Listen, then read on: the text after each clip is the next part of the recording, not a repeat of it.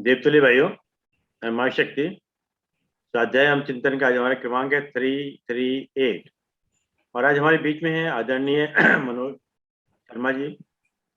और आपका जो विषय है वो है समय नेतृत्व से तनाव प्रबंधन, stress management through time leadership.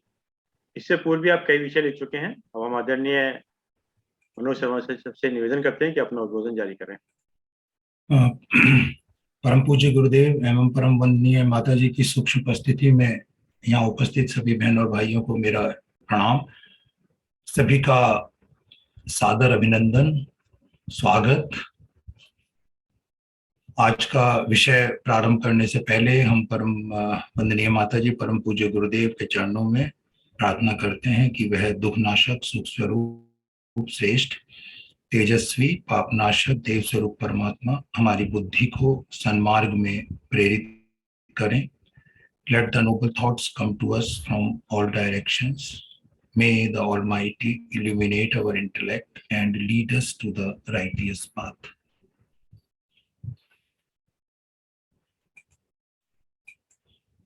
हम आज का विषय शुरू करते हैं। Stress through time, stress management through time leadership.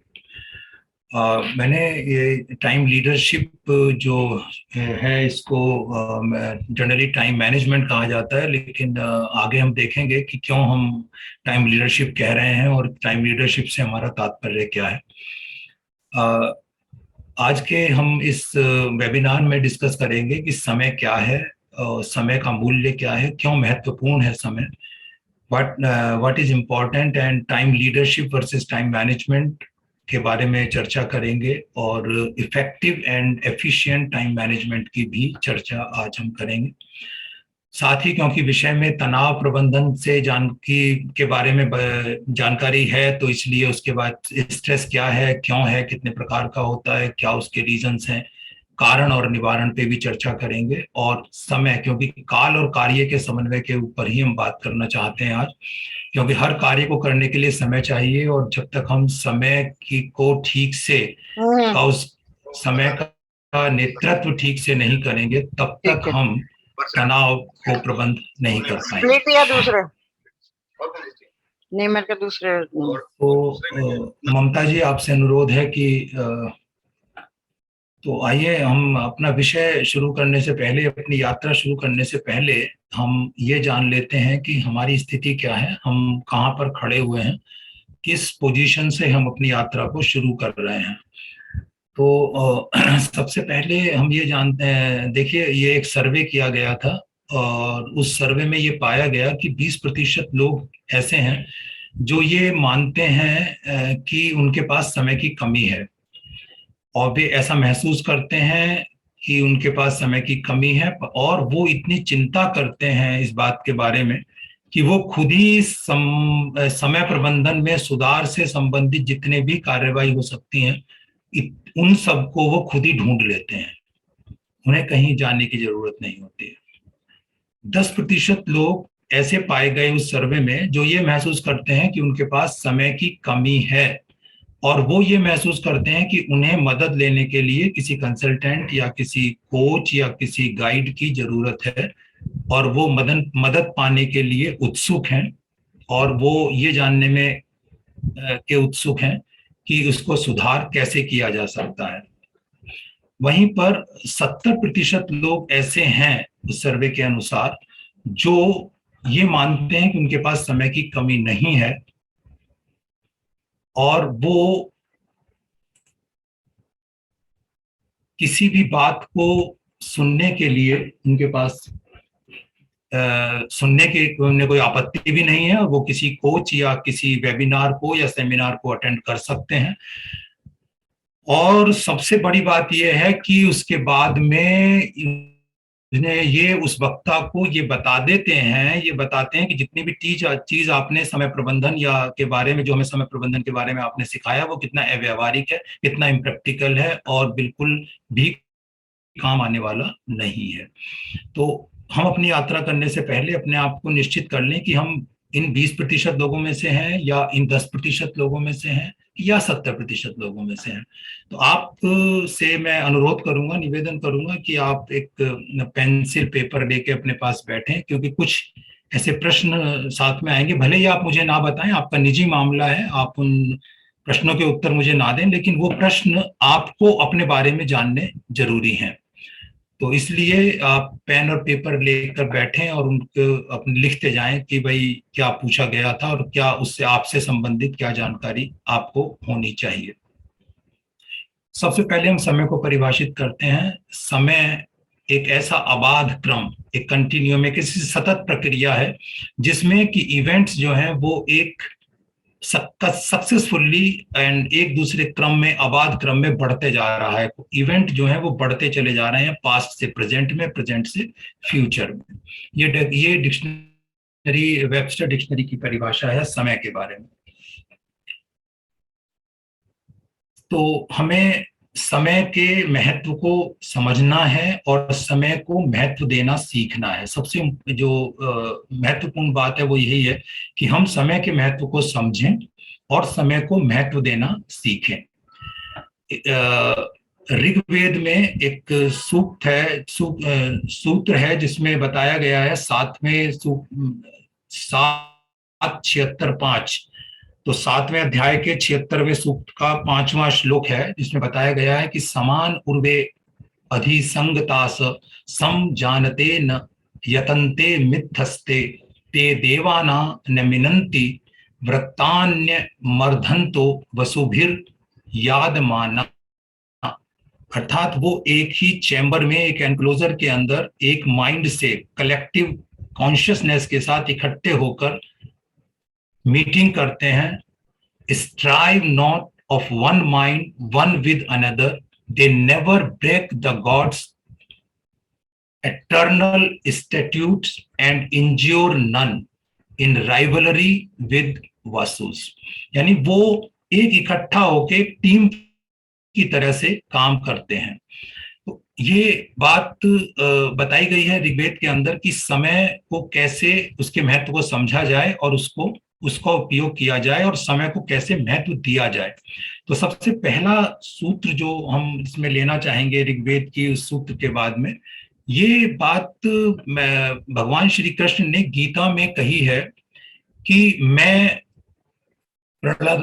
प्रहलादाश्चस्मि दैत्यानाम कालः कालियताम अहम। अर्थात दैत्यों में मैं प्रहलाद हूं और दमनकर्ताओं में मैं स्वयं समय हूं। भगवान कृष्ण जो 64 कलाओं के अवतार माने जाते हैं, वो स्वयं कह रहे हैं कि मैं समय हूं। और हम क्या भूल कर रहे हैं? हम ये भूल कर रहे हैं कि समय को मनी के साथ में सब्स्टिट्यूट किया जा सकता है। तो समय को धन के साथ या अर्थ के साथ, मनी के साथ में सब्स्टिट्यूट नहीं किया जा सकता। जहां समय की जरूरत है वहां पर समय ही यूज किया जाएगा, समय का ही प्रयोग होगा, धन वहां पर उपयोग नहीं हो सकता।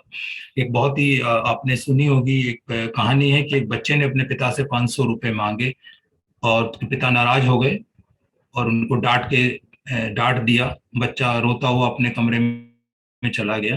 थोड़ी देर के बाद में पिता ने ये समझा कि मुझे नहीं डांटना चाहिए था। उन्हें रियलाइज हुआ कि बच्चे ने 500 रुपए मांगे थे तो बिना कारण जाने मैंने उसको डांट दिया।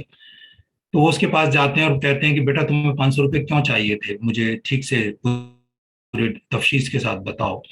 तो बच्चे ने कहा कि मुझे ऐसा ज्ञात हुआ है कि आप 1 घंटे की कंसल्टेशन फीस 5,000 रुपये लेते हैं और मैंने धीरे धीरे जोड़कर 4,500 रुपये इकट्ठे कर लिए थे और आपका 1 घंटा मुझे चाहिए क्योंकि आप दिन भर इतने व्यस्त रहते हैं कि मैं आपसे बात नहीं कर पाता हूं। तो आपको देने के लिए मुझे 5,000 रुपये इकट्ठे करने थे, तो मैंने 500 रुपये आपसे मांग लिए थे। तो वो बच्चा अपने पिता का 1 घंटा चाहता है और पिता जो है वो इतने व्यस्त हैं अपनी कंसल्टेंसी बिजनेस में कि वो अपने बच्चे को 1 घंटे का समय नहीं दे पा रहे हैं। तो मनी, धन जो है वो समय को सब्स्टिट्यूट नहीं कर सकता। आयुषः क्षणः कोऽपि न लभ्यः स्वर्ण कोटिभिः स चेन्निरर्थकं जीतः का नु हानि स्ततोधिका। यह सूत्र आचार्य विष्णुगुप्त चाणक्य के अर्थशास्त्र से लिया गया है, जहां पर आचार्य विष्णुगुप्त कहते हैं कि जीवन का एक क्षण भी 1000 स्वर्ण मुद्राओं के सामने व्यर्थ नहीं करना चाहिए. Respecting and valuing your time is the foremost step towards effective time management. और ये तीसरा श्लोक जो है वो विदुर नीति में से लिया गया है, जो जिसे स्त्री महाभारत के स्त्री पर्व में विदुर नीति में गया है, और आचार्य चाणक्य नीति के अंदर भी इसको यूज किया गया है. काल सभी जीवों को निपुणता प्रदान करता है, सभी जीवों का संहार भी करता है. सब सो जाते हैं तब जागता रहता है, काल को कोई जीत नहीं सकता.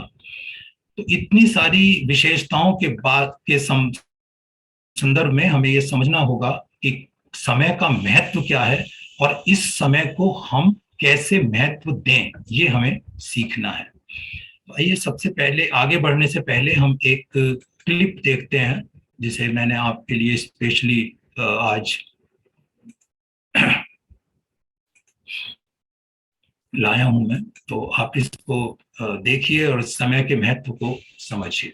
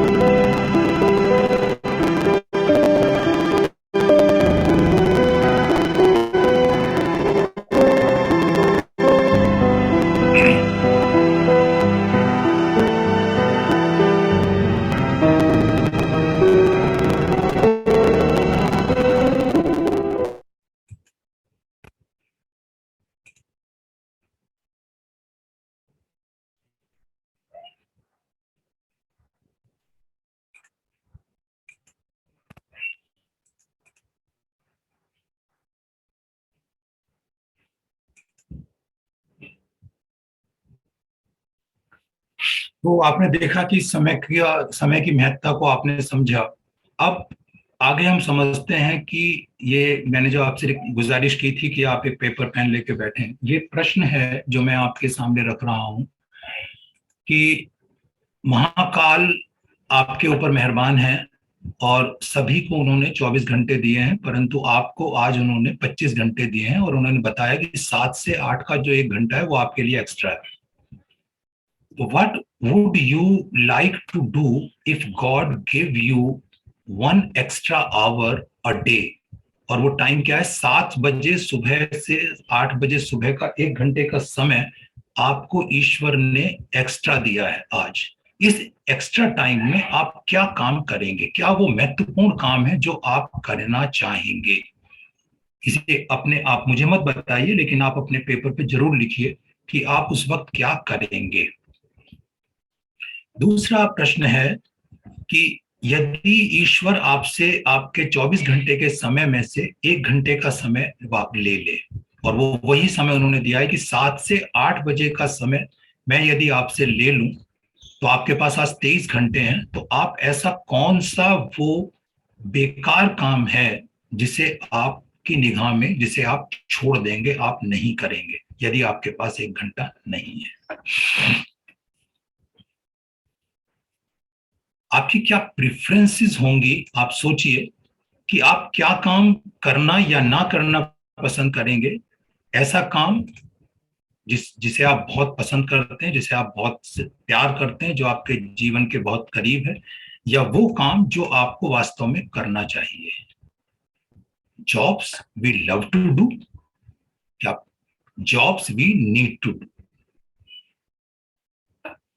समय के बारे में कुछ स्वयं सिद्ध कहावतें हैं, एक्सियम्स हैं, जैसे टाइम इज पेरिशेबल, यानी कभी भी हम इसको सेव नहीं कर सकते हैं। ये हमेशा, जैसा हमने उस वीडियो में भी देखा था, कि वो समाप्त हो जाएगा शाम तक।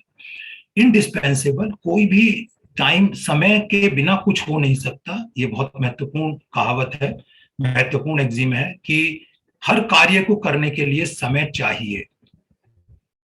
टाइम इज इररिप्लेसेबल, हमने देखा कि टाइम को किसी भी चीज से सब्स्टिट्यूट नहीं किया जा सकता, रिप्लेस नहीं किया जा सकता। And time is essential for accomplishment, कार्यों को पूरा करने के लिए, कुछ भी चीज जीवन में प्राप्त करने के लिए हमें समय चाहिए। Time is free but it is priceless, you can not own it but you can use it. आपको 24 घंटे लीज पे मिलते हैं ईश्वर से, अब आप उसको कैसे यूज करते हैं यह आपको देखना है। You cannot keep it, but you can spend it. Once you have lost it, you can never get it. गया हुआ समय कभी वापस नहीं आता। What is time leadership?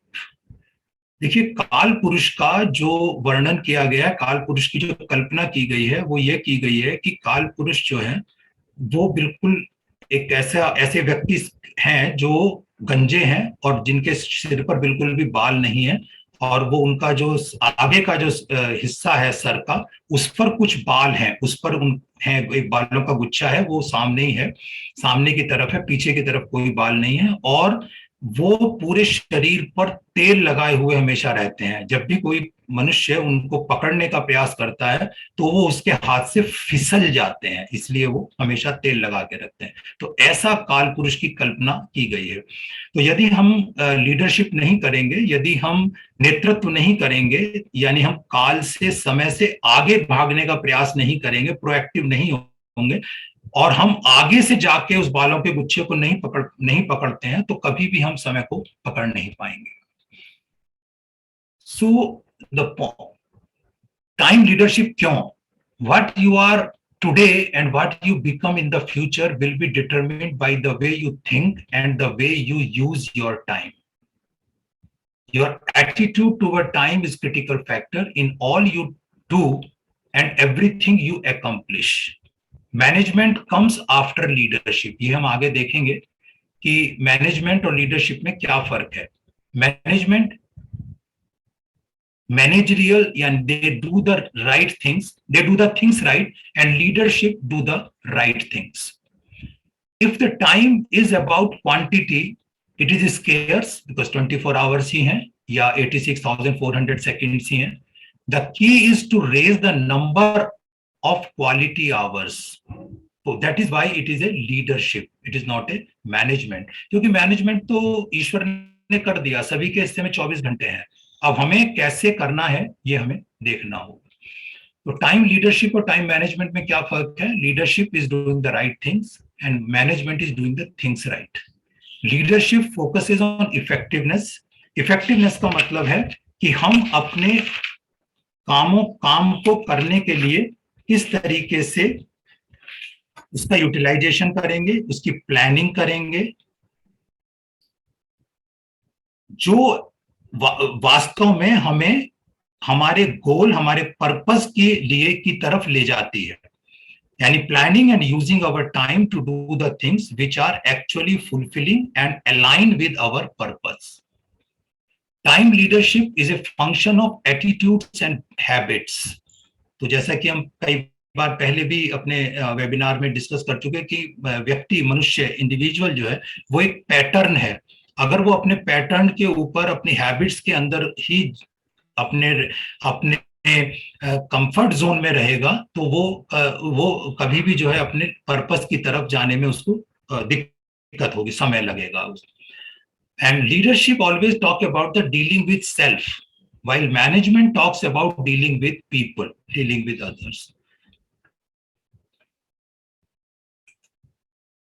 So we have seen that time is uncontrollable, time is unsurmountable. We cannot manage time. We can only manage or control ourselves and our use of given time. So given time is 24 hours. How we control ourselves and manage ourselves. So therefore, it is a time leadership, and time leadership is essentially a self-management. ये Benjamin Franklin और Scott pack के बहुत ही महत्वपूर्ण सूत्र उन्होंने अपने जो बताया है, you may delay but time will not. You will value yourself. Until you value yourself, you will not value your time. Until you value your time, you will not do anything with it. So, समय के हम कुछ नियम हैं, कुछ principles हैं, आइए उनके ऊपर चर्चा करते हैं. तो सबसे पहला प्रिंसिपल है प्रिंसिपल ऑफ क्लैरिटी. यानी हमें क्लियर होना चाहिए कि हमारा गोल क्या है, हमारा पर्पस क्या है.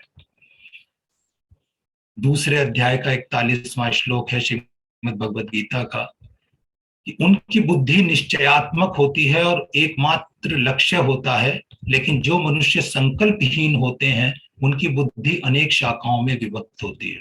तो clearer is your objective and goal, more efficient and effective you will be. So वही उदाहरण है अर्जुन और आचार्य द्रोणाचार्य का. गुरुदेव के बार बार पूछने पर भी अर्जुन यही कह रहे हैं कि मुझे सिर्फ चिड़िया की आंख दिखाई दे रही है. वो बिल्कुल भी ऐसा नहीं कह रहे हैं कि गुरुदेव मुझे आप भी दिखाई दे रहे हैं. उनको बिल्कुल भी ये डर नहीं है कि अगर मैं ऐसा नहीं कहूंगा तो गुरुदेव मुझसे नाराज हो जाएंगे. यानी उनको अपना संकल्प और अपना पर्पस दोनों बिल्कुल क्लियर है. तो इसलिए हमें अपने जो पर्पस है, अपना गोल है, उसको सही तरीके से डिफाइन करना होगा. और उसके लिए एक प्रिंसिपल है स्मार्ट. स्मार्ट मीन्स इस goal specific and well defined objectives के साथ हो. M stands for measurable. इसके आउटपुट और इनपुट्स मेजरेबल हो, क्वांटिफाइएबल हो, अचीवेबल हो, relevant to overall business strategy. जो आपका गोल है वो आपके ऑर्गेनाइजेशन के गोल से मैच करता हो, आपकी फैमिली के गोल से, आपके समाज के गोल से. And time bound and operational schedule. यानी 1 साल में या 3 महीने में या 6 महीने में या अगले 5 साल में पूरे टाइम बाउंड स्ट्रेटेजी होनी चाहिए आपके पास, आपके गोल. तो क्लैरिटी बिल्कुल होनी चाहिए. जिस प्रकार से no fair wind blows for a ship that has no port of destination. जिस शिप को यह नहीं पता कि वो किस तरफ जाना है, कोई भी विंड उसको फेवरेबल नहीं. दूसरा है principle of priority. Principle of priority क्या है कि आपको अपनी प्राथमिकताओं को समझना होगा और उनको डिफाइन करना होगा. प्रायोरिटाइजेशन करने का मतलब क्या है कि लास्ट मोमेंट पे क्राइसिस नहीं होनी चाहिए. गोएथे एक जर्मन फिलोसोफर हैं जिनका कहना है कि जो चीजें सबसे ज्यादा मायने रखती हैं आपके जीवन में, उन चीजों को उन चीजों की दया पर नहीं होना चाहिए जो सबसे कम मायने रखते हैं। तो जो पूरे वर्ल्ड में जो इंपॉर्टेंट चीजें हैं वो एक अलग बात है, लेकिन आपके लिए इंपॉर्टेंट चीज क्या है, आपकी प्रायोरिटी क्या है। सो आप अपनी प्रायोरिटी के ऊपर दृढ़ संकल्पित रहें और उसके अनुसार अपने समय का सदुपयोग करें। ना कि आपका, उदाहरण के तौर पे आपका कल यूपीएससी का पेपर है, यूपीएससी में आईएएस की एग्जाम आप दे रहे हैं, आपका कल पेपर है, लेकिन आपका एक मित्र है जो आपसे आपकी नई बाइक के बारे में डिस्कस करना चाहता है। अब वो आपके पास आया है और आपसे वो डिस्कस करना चाहता है, आपकी प्रायोरिटी क्या है? उसकी प्रायोरिटी क्या है? आपकी नई बाइक के लिए, जो नया आपने बाइक खरीदी है उसके ऊपर डिस्कस करना। लेकिन उसकी प्रायोरिटी क्या है, आपकी प्रायोरिटी क्या है? आईएएस का एग्जाम। आप यदि ये सोचते हैं कि आपका मित्र नाराज हो जाएगा या लोग क्या कहेंगे या उसको मैं 1 घंटा दे दूंगा तो क्या फर्क पड़ जाएगा, तो ये आप अपने प्रायोरिटी लिस्ट से अलग हट रहे हैं, आपका डिस्ट्रैक्शन है। Don't be distracted by those important things of the world, what ever is available. मैं यहाँ पर आपको एक उदाहरण देना चाहूंगा। एक बहुत ही फेमस स्टोरी है, उसको देखते हैं।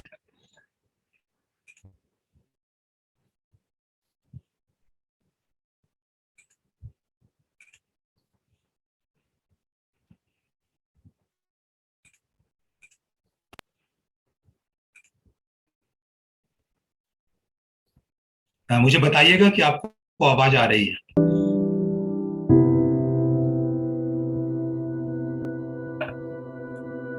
आवाज आ रही है, आवाज आ रही है।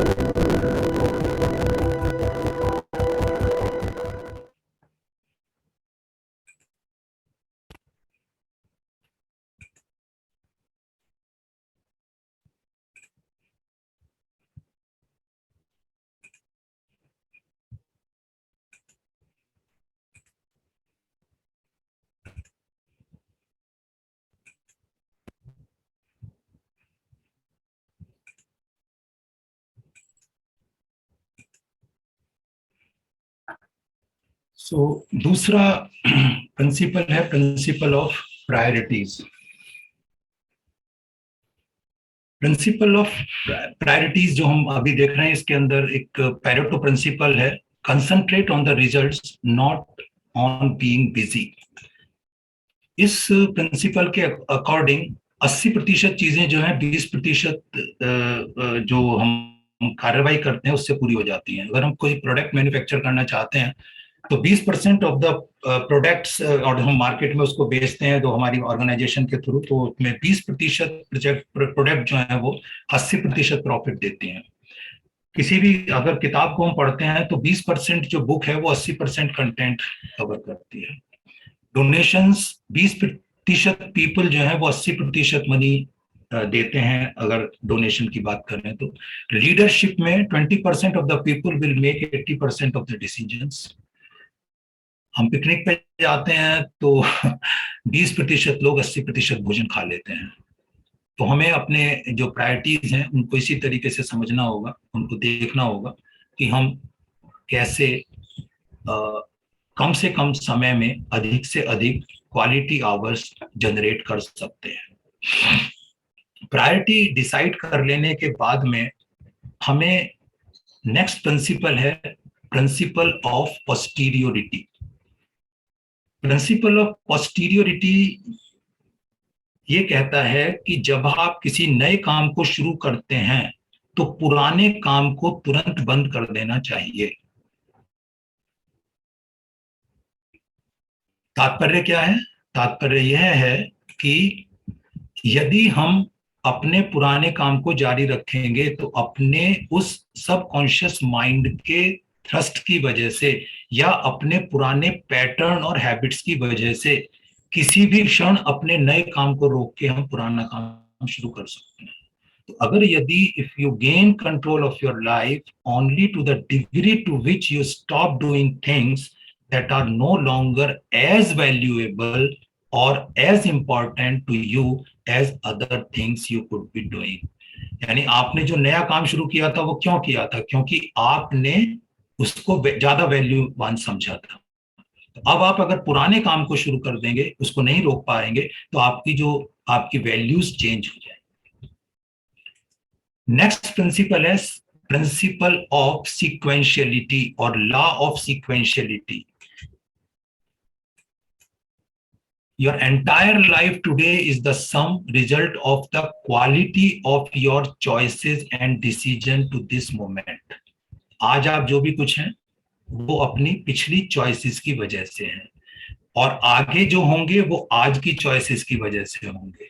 So if you are not happy with any part of your life today, it is up to you to begin to make different choices and better decisions.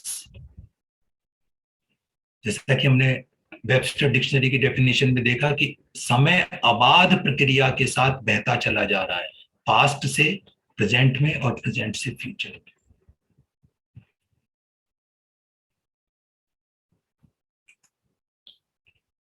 Principal of planning.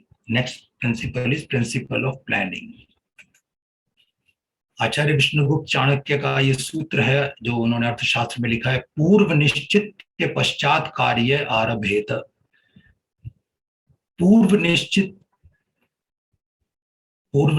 मतलब pre planning. A plan is a road map. तो pre planning involves generating several alternatives ways of action plans to reach the desired goal. Every minute spent in planning saves 10 minutes in execution. अगर हमारा plan बहुत अच्छे से बनाया गया है तो उसे एग्जीक्यूशन करने में हमें अधिक समय नहीं लगेगा। She said that if you fail to plan, it means you are planning to fail. यदि आप किसी प्रोजेक्ट पे काम कर रहे हैं तो प्रॉपर प्लानिंग के साथ अगर आप जाते हैं और आपकी प्लानिंग सही से बन गई है तो आपके प्रोजेक्ट में को पूरा होने में कोई भी दिक्कत नहीं आएगी। पूर्व निश्चित पश्चात कार्यम आरभेत। तो अब हम ये हमने कार्य के बारे में समझ लिया, देख लिया, समय के बारे में हमने जान लिया कि समय कितना महत्वपूर्ण है और हमें समय को किस तरीके से महत्व देना चाहिए। अब हम देखते हैं तनाव को हम कैसे देखते हैं। हालांकि ये कुछ रिपीटेड स्लाइड्स हैं जो मेरे पिछले वाले एपिसोड में भी हमने देखी थी, लेकिन यहाँ मैं इसको सिर्फ दिखा इसलिए रहा हूं कि जो कुछ हमारे जो सहपाठी हैं जो उसको पिछली बार नहीं देख पाए थे, तो वो उनकी इंक्लूड करते हुए उनके बेनिफिट के लिए मैं क्विकली इनको यहाँ दिखा रहा हूँ। हेल्दी इंडिविजुअल की डेफिनेशन है शारीरिक तौर से सक्षम, मानसिक रूप से सशक्त और आध्यात्मिक रूप से उन्नत व्यक्ति जो है वो हेल्दी इंडिविजुअल कहलाता है। और यदि इनमें से कहीं पर भी कोई डेविएशन है तो वे व्यक्ति हेल्दी नहीं कहलाता है। लेकिन जब हम तनाव की बात करते हैं तो हम मानसिक रूप से सशक्त लोगों के बारे में बात करते हैं। तो जहां पर भी मानसिक दुर्बलता होगी वहीं पर स्ट्रेस हमें परेशान करता है।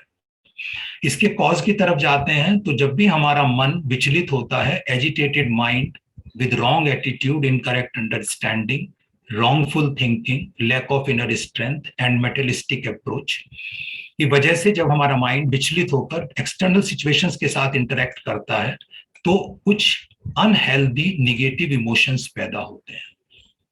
अनहेल्दी निगेटिव इमोशंस क्या हैं? Unhealthy negative emotions like anxiety, worry, uncertainty, fear, despair, jealousy, जिसे षड्रिपु हमारे शास्त्रों में कहा गया है। ये कैसे पैदा हो जाते हैं? हेल्थ डिसऑर्डर की वजह से या किसी क्रॉनिक डिजीज की वजह से भी हो सकते हैं। फैमिली प्रॉब्लम्स, स्पाउस के साथ प्रॉब्लम, किड्स के साथ कोई प्रॉब्लम है।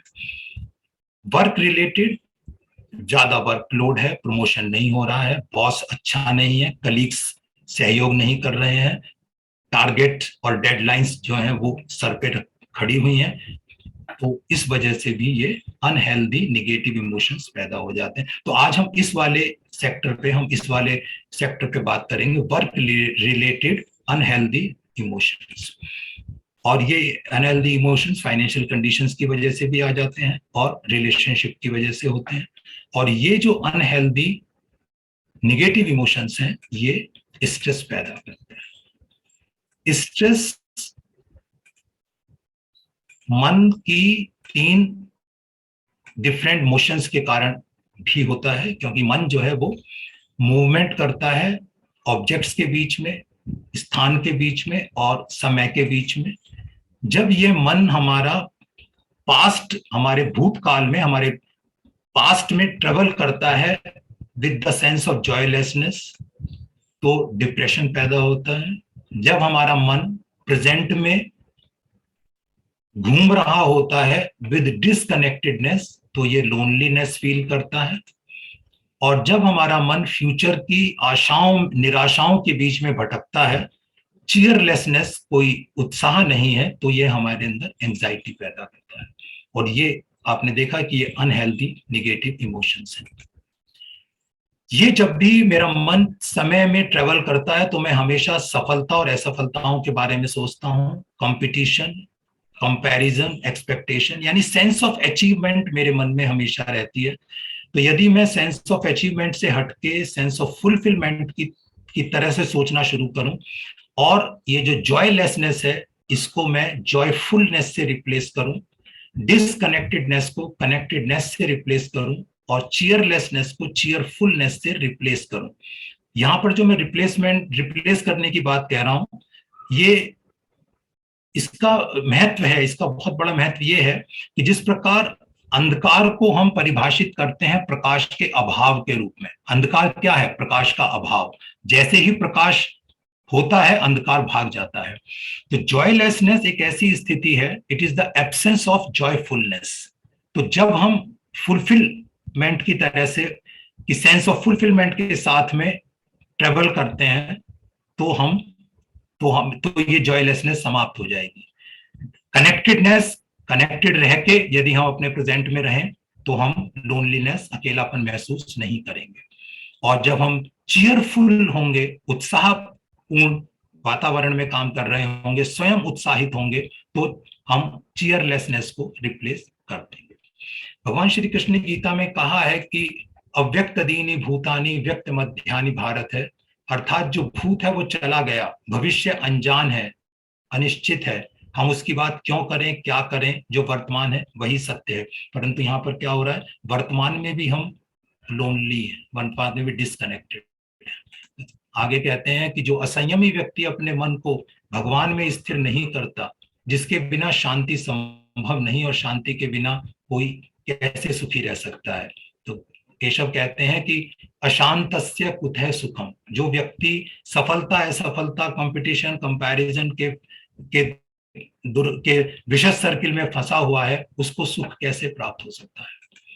और आगे कहते हैं कि तुम अशौचन्नान्न शौचस्त्वं प्रज्ञावादांश्च भाषसे गतासूंश्च नानु शोचन्ति पंडित। विद्वतापूर्ण बातें करते हुए और शोक कर रहे हो उसके लिए जो जीवित या मृत प्राणियों के लिए शोक शोभा नहीं देता। तो अर्जुन को समझा रहे हैं केशव कि हमें वो चिंतन नहीं करना चाहिए जो हमारे लिए विद्वतापूर्ण नहीं है। स्ट्रेस क्या है? रिएक्शन है हमारी बॉडी की। It is A basic threat, and basic threat is the perceived inability. Perceived inability means हम घटनाक्रम को किस तरीके से देख रहे हैं। अगर घटनाक्रम को हम इस तरीके से देखें कि मैं इसके ऊपर इस चैलेंज को स्वीकार करके इसके ऊपर विजय प्राप्त कर सकता हूं, तो मुझे स्ट्रेस नहीं होगा।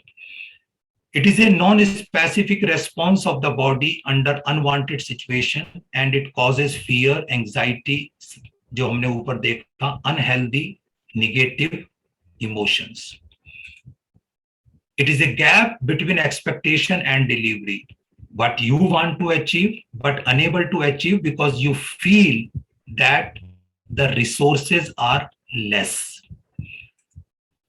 आचार्य श्रीराम शर्मा हमारे गुरुदेव की एक पुस्तक है जीवन साधना, जिसको इंग्लिश में एडिट किया है डॉक्टर प्रणव पंड्या एंड शंभुदास जी ने। उसी में से एक पैराग्राफ मैंने लिया है ये, जहां पर आचार्य श्री लिखते हैं कि stress is a bone.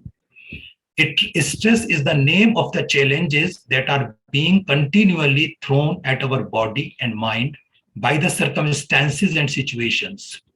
Haphazard lifestyle, declining culture cooperation and camaraderie, cutthroat competitiveness, unbridled ambition, all these have combined to aggravate the intensity of stress. Incidentally, stress in itself is not a disease, but if left unmanaged, it becomes the source of all psychosomatic maladies. And आप ये अच्छी तरह जानते हैं कि आज ये विज्ञान भी इस बात से सहमत है कि 95% of diseases are psychosomatic and 2% are accident. यानी 95 में से 98% जो हमारे आदि है वो मानसिक है। पहले मन में रोग पैदा होता है, बाद में शरीर पर प्रतिलक्षित होता है। तो stress is useful if we take it, if we use it in a right manner, right perspective. We born out of stress. Without stress no promotion, without stress no growth. We grow with stress. What is bad is not stress, but the strain. So that is, we divide the stress into two. That is eustress, that is positive. It is a good stress, which this stress actually motivates me to do things. And distress, which is most popularly known as stress, is negative, and this is harmful. So how we handle this? हमारे शरीर में Greek philosopher Epictetus के अनुसार men are disturbed not by the things that happen but by their opinion of the things that happen. Again बार बार यही बात कही जा रही है कि घटनाक्रम के प्रति जो हमारा एटीट्यूड है, जो घटना घटित हो गई उसके प्रति जो हमारा एटीट्यूड है, उसकी वजह से हम डिस्टर्ब होते हैं। क्योंकि जो वैल्यू हम उस घटना को दे रहे हैं वो वैल्यू हमारे जो वैल्यू सिस्टम से मैच नहीं करती, तो उस गैप की वजह से हमें स्ट्रेस होता है। When situations seem threatening to us, our bodies react quickly to supply protection by preparing to act. यानी हमारे शरीर के अंदर एक ऐसी स्वचालित प्रक्रिया है कि जब भी हम ऐसी सिचुएशन के अंदर होते हैं तो हमारे शरीर से दो हार्मोन्स रिलीज होते हैं, एड्रेनलिन एंड कॉर्टिसोल। हमारा सिंपैथेटिक नर्वस सिस्टम हाइपोथैलेमस से स्ट्रेसफुल सिचुएशन में ये दो हार्मोन्स रिलीज करता है जो हमें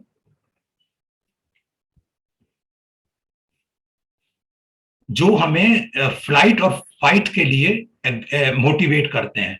तो ये लूप जो है ये बताता है कि जब हम एक ऐसी सिचुएशन में फंस जाते हैं, जब स्ट्रेसफुल बहुत ज्यादा बढ़ जाता है, तो ये लूप जो है वो बंद हो जाता है और हम एक ऐसी साइकोलॉजिकल रिएक्शन होने लगती है कि या तो हम फाइट करें या फ्लाइट करें, उस सिचुएशन में क्या करें। तो हिंदी में एक शब्द है भाग लो।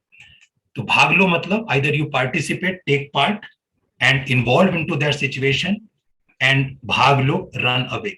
सो यू रन अवे और you whether it is a playground, whether it is a classroom or home, or it is a office hours or your bedroom, fight or flight situation, ये जो स्ट्रेसफुल सिचुएशन है ये हमें ले जाती है, एक साइकोलॉजिकल रिएक्शन देती है कि फाइट और फ्लाइट। तो हमें क्या करना चाहिए? समय प्रबंधन के संदर्भ में यदि हम इस स्ट्रेसफुल सिचुएशन को देखते हैं तो हमें समझना चाहिए कि हमारे गोल क्या हैं।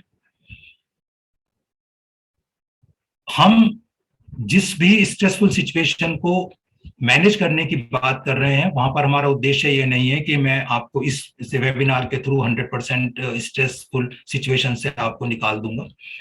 यस, हमें knowledge of our body's reaction to perceived stress अगर हमें ये पता हो तो हम उसको हम अच्छे समय प्रबंधन के साथ में उसको देख सकते हैं।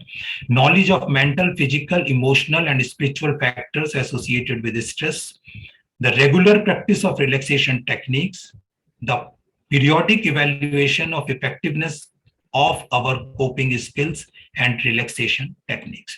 तो समय और कार्य को हम किस तरीके से मैनेज करेंगे, किस तरीके से देखेंगे अपने स्ट्रेस को दूर करने के लिए। So stress management is one of the important stress coping mechanism is focusing on one's time leadership। जैसा कि टाइम लीडरशिप के बारे में हम पिछली स्लाइड्स में चर्चा कर चुके हैं। तो टाइम लीडरशिप बेसिकली क्या है? तनाव प्रबंधन के संदर्भ में समय प्रबंधन के साथ में टाइम लीडरशिप का मतलब है आत्म प्रबंधन। आत्म प्रबंधन अर्थात आत्मनिरीक्षण, आत्म सुधार, आत्मनिर्माण और आत्म विकास। So this is time leadership vis-a-vis the self management. कार्य क्या है? Effective and efficient use of time कैसे किया जाए? तो इफेक्टिव और एफिशिएंट यूज का मतलब क्या है? इफेक्टिव और एफिशिएंट यूज का मतलब समझ लेते हैं। एफिशिएंट यूज ऑफ टाइम का मतलब है कि जो हमने प्लान बनाया है, we are able to use our time to do things which we had planned to do without wasting time on another unnecessary things। यानी अपनी प्रायोरिटी के ऊपर दृढ़ रहना। और इफेक्टिव यूज ऑफ टाइम क्या है? Effective use of time means planning and using our time to do the things which are actually fulfilling and align with our goal, with our purpose। तो अब ये टाइम मैनेजमेंट से time leadership कैसे अलग है, यह एक प्रश्न है। टाइम मैनेजमेंट में क्या हम सीखते हैं, क्या हमें बताया जाता है? टाइम मैनेजमेंट में हमें बताया जाता है कि there is a tools and techniques to use the time effectively, efficiently. सबसे पहले आप एक टू डू लिस्ट बनाइए और उस और उस टू डू लिस्ट के ऊपर आप अमल करना शुरू कर दीजिए। हमने तुरंत एक बढ़िया सी स्पाइरल की खरीदी और एक बढ़िया सा पेन खरीद के हमने टू डू लिस्ट बनाई, बहुत अच्छा सा पूरा टाइम टेबल बनाया पूरे दिन का, और उसके बाद उसको एक सुरक्षित जगह पर हमने रख दिया। अब मैं बार बार ये कह रहा हूं कि मेरे पास समय नहीं है कि मैं उस टू डू लिस्ट को देखूं। मैं एक और उदाहरण देता हूं आपको।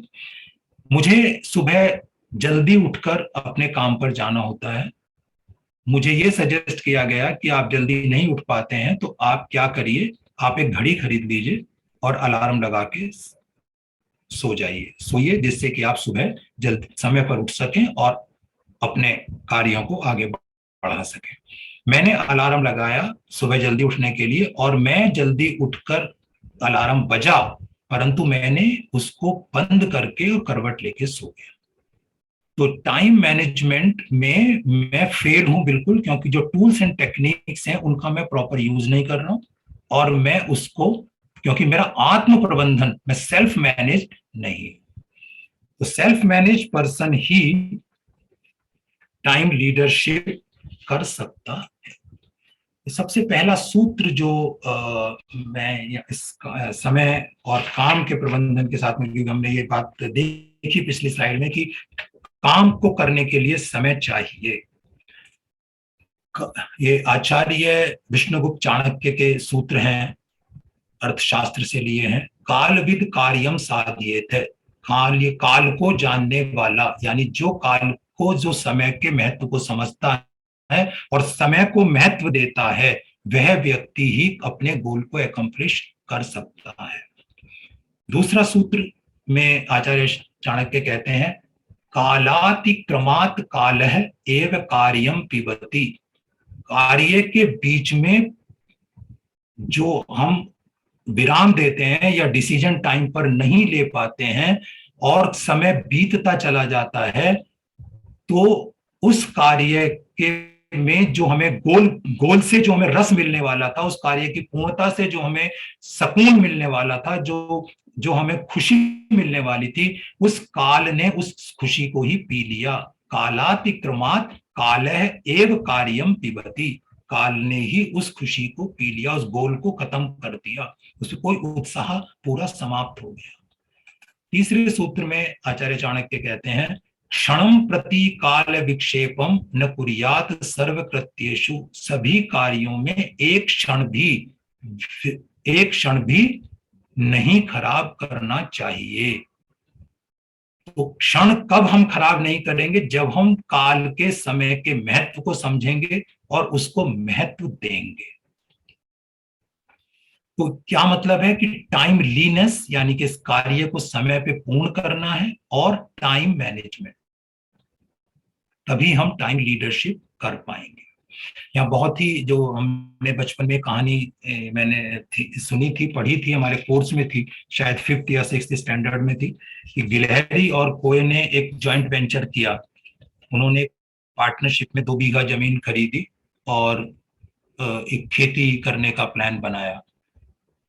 तो जब गिलहरी और कोए ने उसमें कार्य करना शुरू किया, तो गिलहरी ने कोई से जाके कहा कि भाई आज पहला दिन है, चलिए खेत हमारे नाम हो चुका है, रजिस्ट्री हो चुकी है, चलिए अब हम उसके ऊपर हल चलाते हैं, जिससे उसको आगे बोएं और अपना अनाज पैदा करें। तो पहला काम था हल चलाने का। तो जब गिलहरी ने कोए से प्रार्थना करी, तो कोए ने उसको कहा, तू चल मैं आता हूँ, चुपड़ी रोटी खाता हूँ, ठंडा पानी पीता हूँ, हड़ी डाल पर बैठा हूँ। तो गिलहरी आगे चली गई और उसने हल चलाया, पूरे 2 बीघे खेत को उसने जोत लिया। अगले दिन जब उसमें बीज डालने का नंबर आया, तो उसने फिर कोए से प्रार्थना करी, कोए ने यही बात रिपीट की।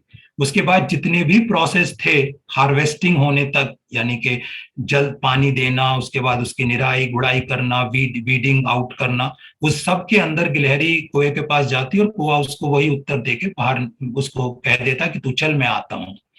अंत में क्या हुआ, हार्वेस्टिंग के टाइम पर फसल पक गई, गिलहरी ने फसल को उसको थ्रेशर किया, ग्रेन्स बाहर निकाले, और सब करने के बाद में आधा हिस्सा लेके वो अपने घर चली गई और आधा हिस्सा उसने खेत पर ही छोड़ दिया। उसने जाके कोए को कहा कि भाई मैंने ये ये आधा हिस्सा जो है तुम्हारा खेत में रखा हुआ है, उसे बरसात होने वाली है, अब आप वहां से हटा लीजिए। तो कौवे ने कहा कि तू चल मैं आता हूं, और कौवा हरी डाल पर उसी तरह से मस्त बैठा रहा। और अल्टीमेटली क्या हुआ, बरसात आई, पूरा अनाज जो है वो बह गया, और कौवे ने उसके अंदर जो काल विक्षेपम किया, कालातिक्रमात में जो उसने डिसीजन डिले किया, उसकी वजह से उसका पूरा का पूरा अनाज बह गया और समाप्त हो गया। चौथा सूत्र है जिसे आचार्य विष्णुगुप्त चाणक्य कहते हैं,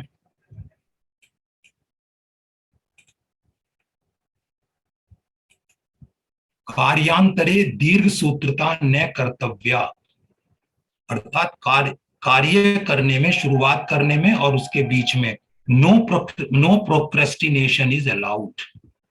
प्रोक्रेस्टिनेशन एक बहुत बड़ी बीमारी है, आलस्य और प्रमाद। तो आलस्य शरीर से होता है, प्रमाद मन से होता है। तू चल मैं आता हूं, मैं कर लूंगा। तो ये जो दीर्घ सूत्रता है, ये प्रोक्रेस्टिनेशन हमारी पूरे के पूरे कार्य को, हमारे गोल को, हमारे पर्पस को, हमारी टू डू लिस्ट को, सबको समाप्त कर देता है।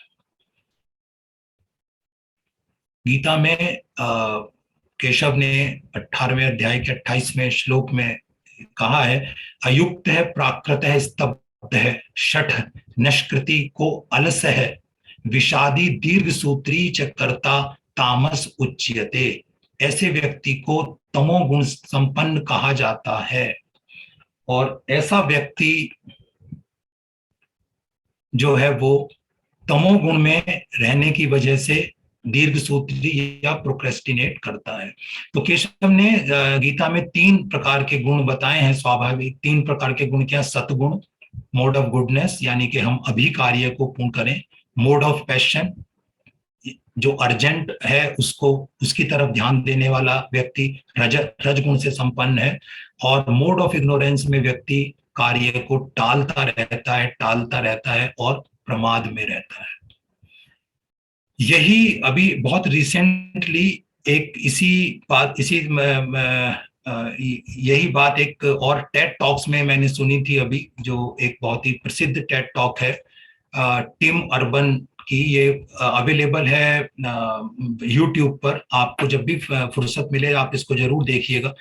और बहुत सारी यूट्यूब में आपको बहुत सारे टेड टॉक्स मिल जाएंगे जो प्रोक्रेस्टिनेशन के ऊपर हैं, परंतु ये मुझे बहुत अच्छी इसलिए लगी, और इसको मैं यहाँ इसलिए कोट कर रहा हूँ क्योंकि ये गीता के जो केशव ने जो 3 मोड बताए थे, तम गुण, सतगुण और रजगुण, उससे काफी मेल खाता हुआ है। यहाँ पर जो टिम अर्बन है वो ये बता रहे हैं कि हमारा जो माइंड है वो रैशनल माइंड, जो हमारा जो ये सामने वाला जो हिस्सा है, जो हमारा रैशनल ये डिसीजन मेकर है, ये सबसे ज्यादा एक्टिव होता है। और मैं जब डिसीजन लेने के लिए जाता हूं तो क्या होता है कि ये एक ग्रेटिफिकेशन मंकी मुझे जो है वहां से विचलित कर देता है। वो कहता है अरे ये भी अच्छा है, ये भी अच्छा है, इस तरफ चला जाऊं तो क्या है, उस तरफ चला जाऊं तो क्या है। तो इस ग्रेटिफिकेशन मंकी की वजह से मैं कार्यों के अंदर जो है प्रोक्रेस्टिनेशन करता जाता हूं, और मेरा रैशनल डिसीजन मेकर जो है वो डिनाइड या डिलेड होता चला जाता है। तो उसके बीच में क्या होता है कि जब जैसे जैसे समय समाप्त होता जाता है और डेडलाइन आ जाती है, तो एक पैनिक मॉन्स्टर मेरे मन में ये एक भाव पैदा होता है, और ये पैनिक मॉन्स्टर जो है मुझे कार्य करने के लिए बाध्य कर देता है, और मुझे उस समय कार्य करना ही पड़ता है। अब वो कार्य गलत होता है या उसका फल मेरे गोल के अनुसार है कि नहीं है, यह एक डिस्कशन का विषय है। तो जब भी मैं कार्य करूं तो मुझे अपने आप से पूछना चाहिए कि वो कार्य मैं क्यों कर रहा हूं, क्या कर रहा हूं, मैं क्या कर रहा हूं, मुझे क्यों करना चाहिए, और अगर मैं कैसे करना चाहिए। तो what am I doing, is it related to what I would like to achieve, it is related with my purpose और गोल।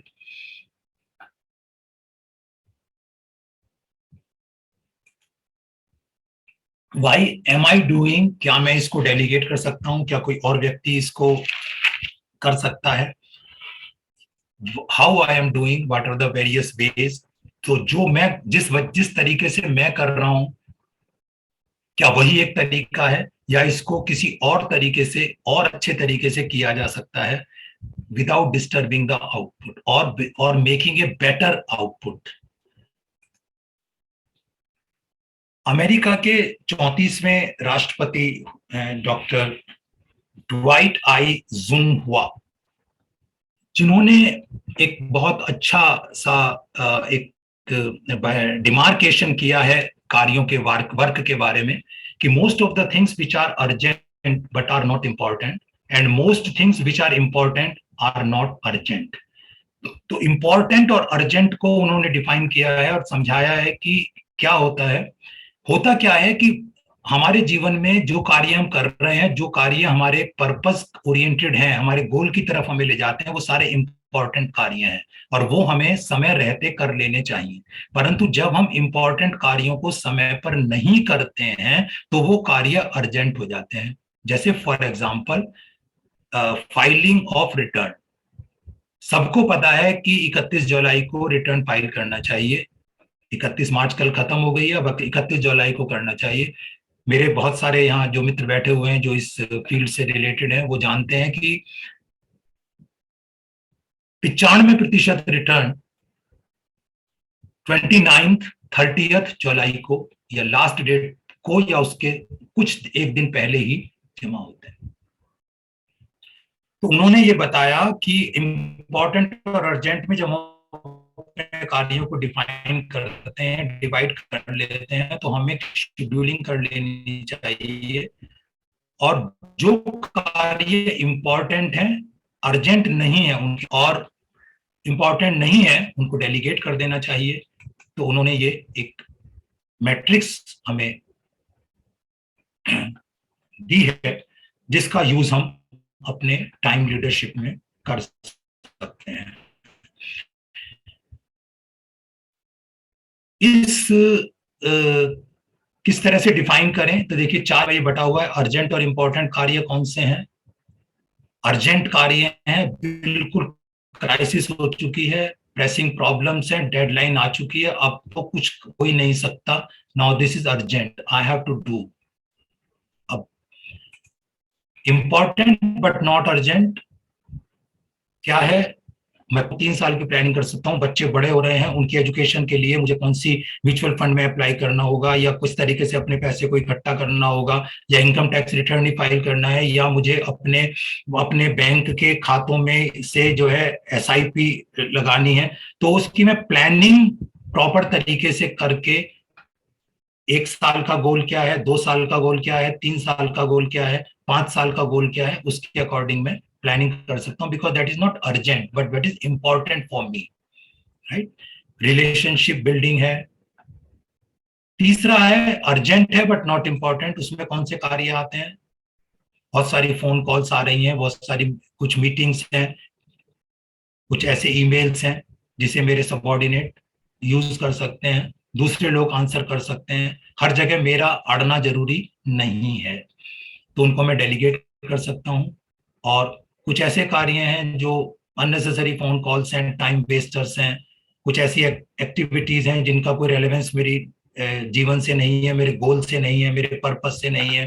टीवी वॉचिंग अननेसेसरीली एक्सेसिवली और excessive use of internet, those are the things.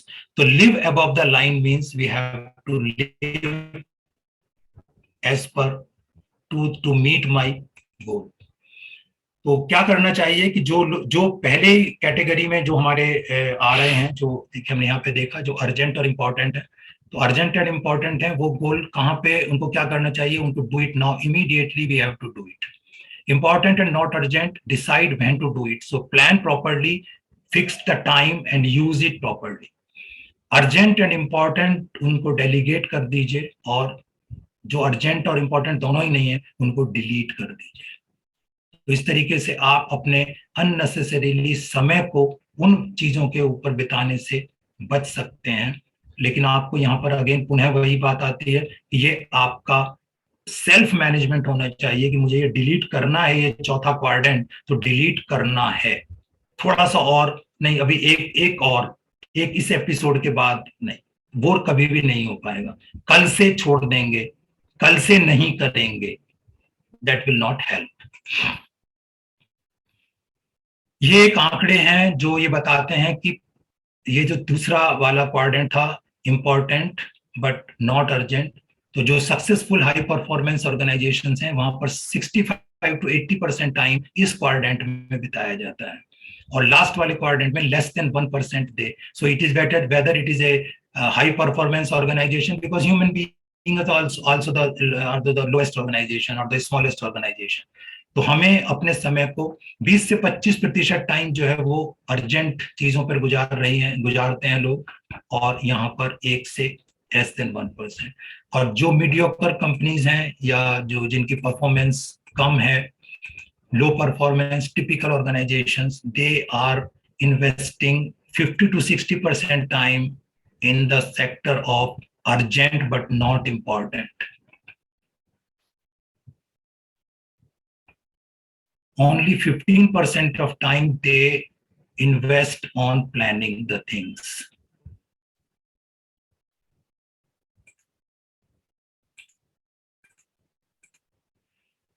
ये एक आंकड़ा है जो बताता है कि एक नॉर्मल अगर 70 वर्ष का व्यक्ति 70 वर्ष की आयु जीता है तो उसका टाइम किस तरीके से वो स्पेंड करते हैं. तो लगभग उनके जीवन में 12 वर्ष ही ऐसे हैं जो यूजफुल हैं. इसलिए हमें अपना माइंडसेट बदलना होगा, क्योंकि हम जानते हैं कि 80% इनर वर्ल्ड ही हमारे टाइम को और हमारे व्यक्तित्व को हमें सेल्फ मैनेज करने में हेल्प करता है, और इसलिए हमें अपने पैराडाइम देखने के तरीके को बदलना होगा. मैं अपने शब्दों को यहीं पर अपनी वाणी को विराम देता हूं और सबके प्रति कृतज्ञता व्यक्त करता हूं जिन्होंने हमें सिखाया, सहयोग दिया, प्रोत्साहित किया.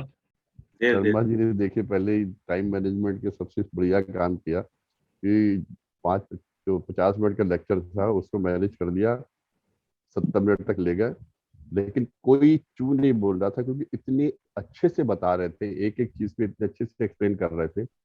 और टाइम को लीडरशिप कैसे करना है उन्होंने टाइम का जिस तरीके से बताया कि क्या स्वरूप है और कहाँ से हमको पकड़ना, उसके सिर के गुच्छे से पकड़ना, वी हैव टू प्रोएक्टिव. और बाकी में बैठे बैठे मतलब इनकी बात सुन के इट इज नॉट ओनली कि we are listening to the lecture, बीच बीच में कहीं ना कहीं हम पर्टिकुलरली शायद सभी लोग कर रहे हैं कोई आत्म मंथन या आत्मावलोकन या आत्मनिरीक्षण भी चल रहा था कि हम लोग कहाँ कहाँ क्या क्या गलतियां कर रहे हैं. जैसे उन्होंने टीवी के लिए कहा कि टाइम हमें बहुत इफेक्ट है, हम लोग दिन भर व्हाट्सएप पे लगे रहते हैं, इंटरनेट पे कहीं देख रहे हैं, और कई इंपॉर्टेंट काम है अपने जो शायद फैमिली से रिलेटेड हो, जो हम लोग के फाइनेंसेस से रिलेटेड हो, मैनेजमेंट से रिलेटेड हो. मैनेजमेंट मीन्स अपनी फाइनेंशियल मैनेजमेंट कह लीजिए, प्रॉपर्टी से रिलेटेड चीज़ें हैं, फैमिली के मैनेजमेंट से है, घर के मैनेज करने की चीज़ें हैं, उनको हम टाल देते हैं जो कि रियली इंपॉर्टेंट है. लेकिन टीवी के सामने बैठ के आईपीएल का मैच देखना, टीवी के सामने बैठ के हमको फिर बेकार की बहस सुननी, जैसे हम बहस ना सुनेंगे तो शायद देश हमारा जो है कहीं गर्त में ना चला जाए. तो ये चीज़ें बैठ के कहीं ना कहीं बैठे अंदर ही अंदर द्वंद्व चल रहा था. तो आज आपका जो चीजें कहीं वो सीधे दिमाग पे लगी है, एक एक अक्षरशः आपने सही बात कही है. मैं इसके लिए आपको बहुत बहुत प्रशंसा नहीं करूंगा, धन्यवाद दूंगा कि आपने एक गाइडिंग फैक्टर आज दिया. Thanks a lot. शर्मा साहब ने प्रेजेंटेशन दिया, बहुत अच्छा प्रेजेंटेशन रहा, इसमें कोई दो राय नहीं है, और सभी बातों को कवर कर लिया. और एक थॉट है कि आप मिनट का अगर ध्यान रखेंगे तो घंटा अपना ध्यान खुद रख लेता है. मतलब टाइम मैनेजमेंट तो लाइफ के अंदर बहुत जरूरी है, परंतु जैसे कि शर्मा साहब एक जगह उदाहरण दे रहे थे कि आप अगर एग्जामिनेशन, अभी तो ना आ रही आवाज,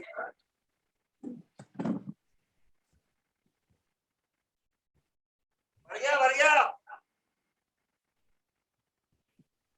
जैसे कि एक जगह एग्जाम दे रहे थे कि अपना कोई आईएएस का एग्जामिनेशन है और आपका कोई मित्र आके कोई आपका डिस्टर्ब करता है, तो मेरा व्यक्तिगत मानना यह है कि हमें हमेशा समय और स्थान और व्यक्ति को भी हमेशा ध्यान रखना चाहिए. हमेशा अगर एक ही रूल से लेके चलेंगे तो कहीं ना कहीं हम अपनों से बिछड़ना चाहें. ठीक है, गोल हमारा एम होना चाहिए, और गोल के चक्कर में क्या ऐसा ना हो कि हमारे अपने ही छूट जाए. क्योंकि कहते हैं कि किसी भी चीज के अंदर व्यक्ति इंपॉर्टेंट होता है, घटना इंपॉर्टेंट नहीं होती है. जैसे कि एक जगह अगर एक घटना होती है कि आपका किसी काम वाले के हाथ कोई आपका बहुत बढ़िया कप प्लेट टूट गया, और वही कप प्लेट अगर टूटता है आपकी वाइफ से, तो आपका रिएक्शन दोनों अलग होगा।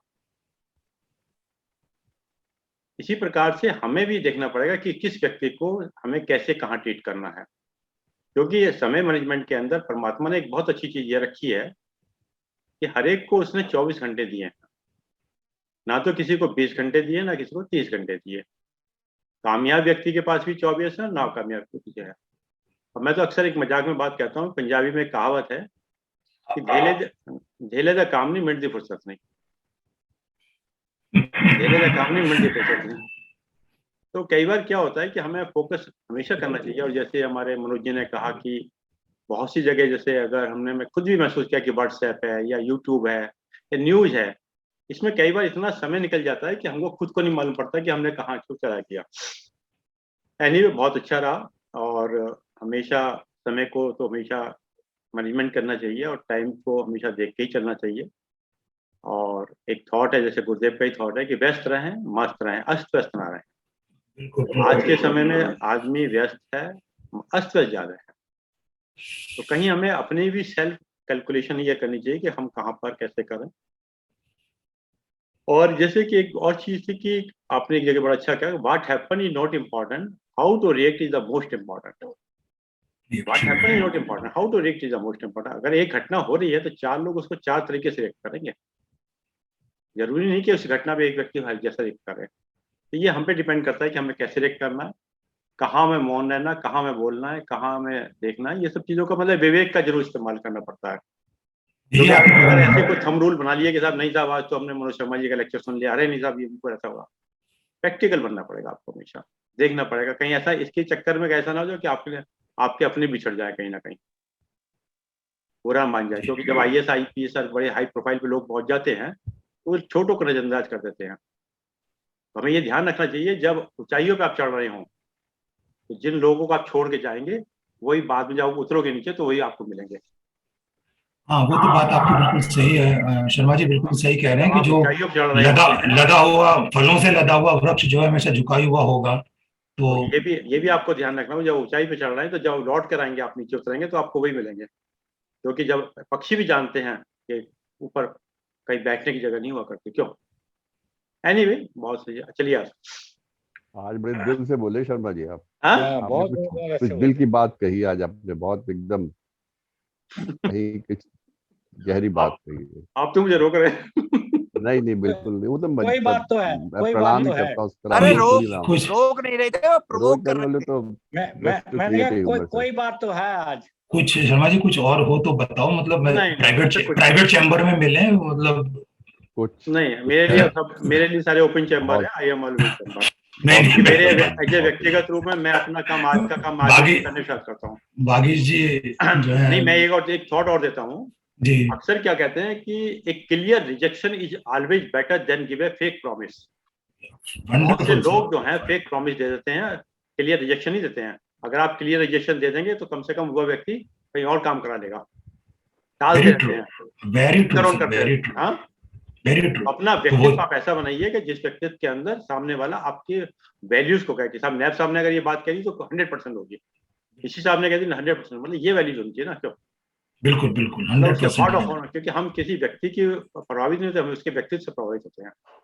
हम क्रेडिबिलिटी किसके निष्ठा जो है वो credibility। निष्ठा व्यक्तिगत नहीं होनी चाहिए, ऑर्गेनाइजेशन के प्रति होनी चाहिए, राष्ट्र के प्रति होनी चाहिए, समाज के प्रति होनी चाहिए। वो तो डिपेंड्स कर, लंबा विषय हो जाएगा। चलिए एनीवे, आज का विचार है, जीवन में किसी को गलत समझने से पहले सिर्फ एक बार उसके हालात को समझने की कोशिश अवश्य करें। बहुत खूब। जीवन में किसी को गलत समझने से पहले सिर्फ एक बार उसके हालत को समझने की कोशिश करें, क्योंकि हम सही हो सकते हैं, लेकिन मात्र हमारे सही होने से सामने वाला गलत नहीं हो सकता। क्योंकि हम सही हो सकते हैं लेकिन मात्र हमारे सही होने से सामने वाला गलत नहीं हो सकता।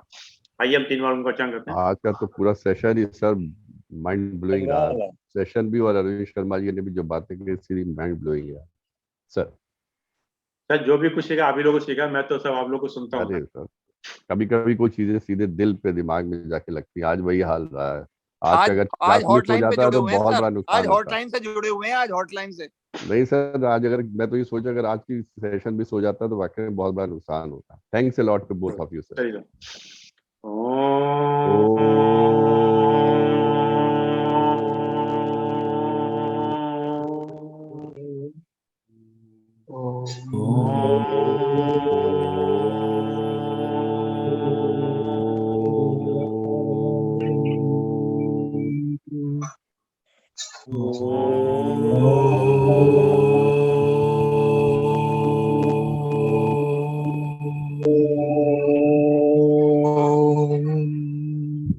शांति शांति शांति। शांति।